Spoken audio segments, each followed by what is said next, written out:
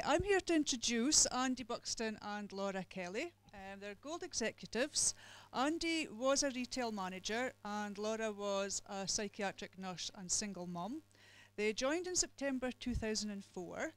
Andy joined because he wanted his own business. He was sick of being in the rat race, sick of being a boss, but also having a boss. He had plenty of money, but no time to spend it. Laura wanted £50 a week to supplement a small business that she just set up, but still be at home for her children. Best turnover in a 4-week period, 54,000. Average check, 3,300 every 4 weeks. They've been on conferences to Athens, Vienna, Cyprus, Club Med 2 and Cape Town, and their special achievements, Distributor Challenge Trophy, Vauxhall Corsa, Mini Cooper, meeting Jim Rohn and Zig Ziglar, and marriage.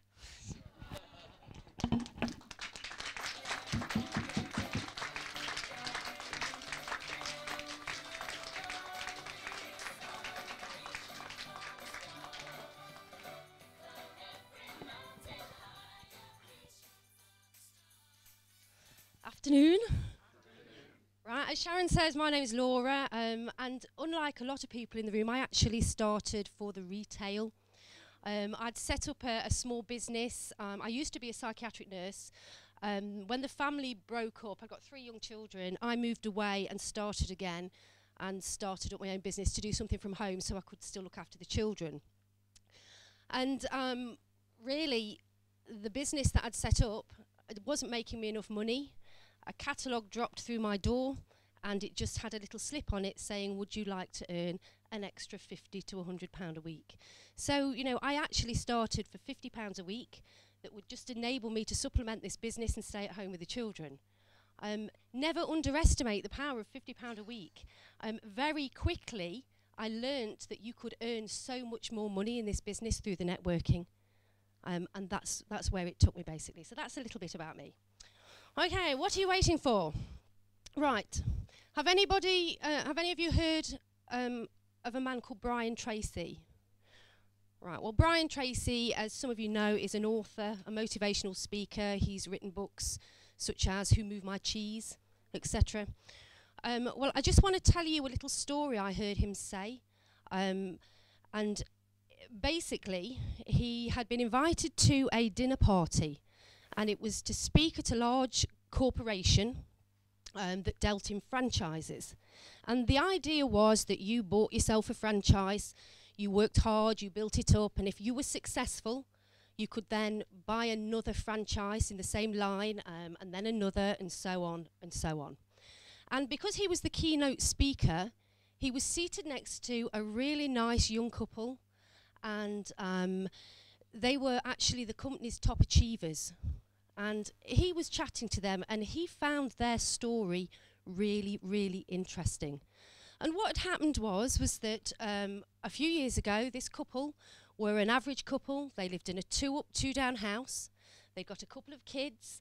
He had a job in the fire service. He had some sort of union role, and she stayed at home and looked at the children, looked after the children.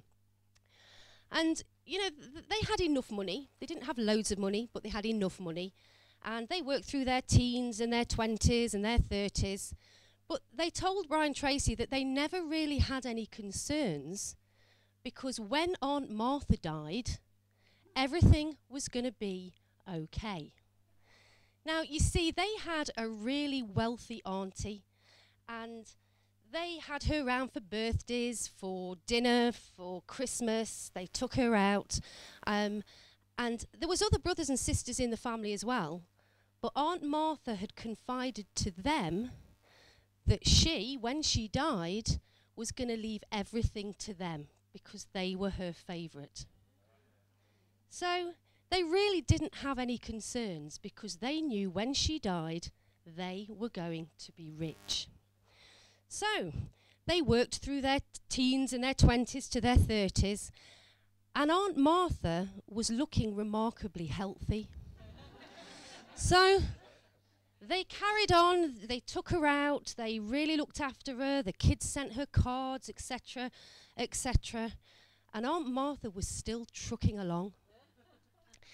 And one day, they sat around the kitchen table, and she said to him, because women are wise like that, she says, "What if Aunt Martha lives for another 20 years? You know, there's longevity in the family. She's looking remarkably good. What are we going to do if she's going to be around for another 20 years? Are we going to still be sitting around this table? Are we still going to be just having enough money?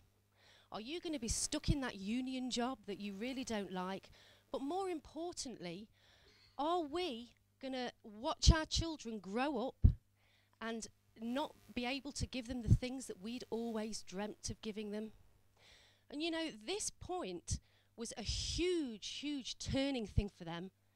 And they sat down and they made some very big decisions. So, they committed and they took some action.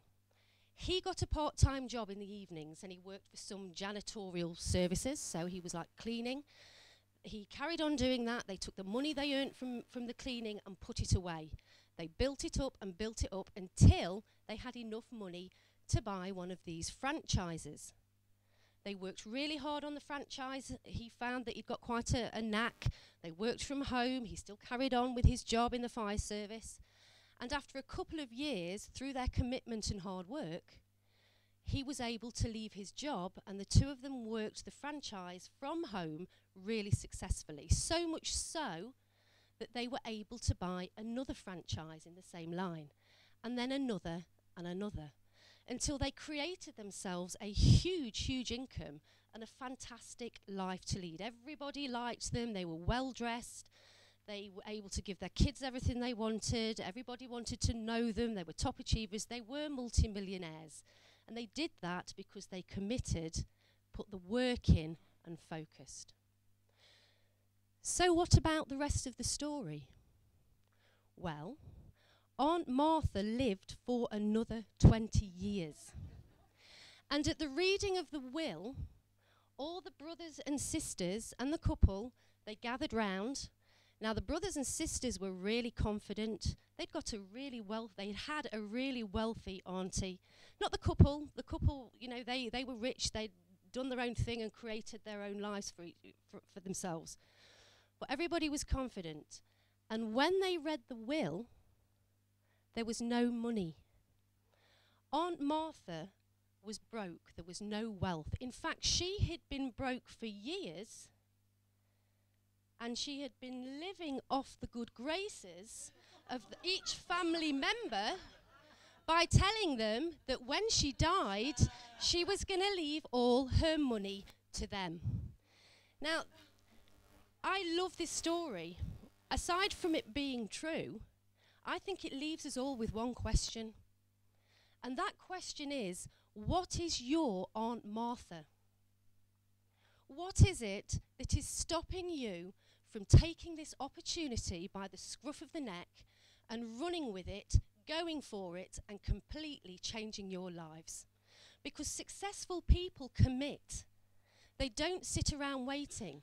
Those people who sit and wait for something to happen to change in their lives usually end up being very disappointed.